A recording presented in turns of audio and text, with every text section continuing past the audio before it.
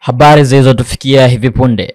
Mwigizaji wa filamu nchini Hawa Hussein Ibrahim maarufu kama Karina ameripotiwa kufariki dunia leo April 15, 2025 akiwa nchini India alikokuwa akipatiwa matibabu. Karina alikuwa akisumbuliwa na matatizo ya tumbo kwa zaidi ya miaka 9 na kufanyiwa upasuaji zaidi ya mara 24.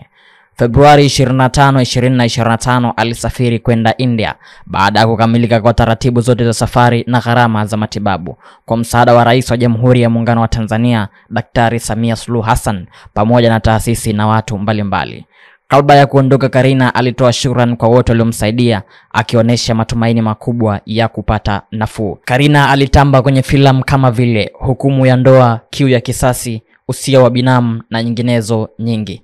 Hata hivyo, moja kati ya msanii mashuhuri kutoka hapa nchini Tanzania, Bob Junior, ambaye alikuwa ni video vixen kwenye nyimbo yake ya Oyoyo, amesikitishwa na kifo hiko kwa kuandika chapisho kwenye ukurasa wake wa Instagram na kuandika maneno yafuatayo: Mungu akulaze pema, video vixen wangu wa kwanza kwenye video yangu ya Oyoyo.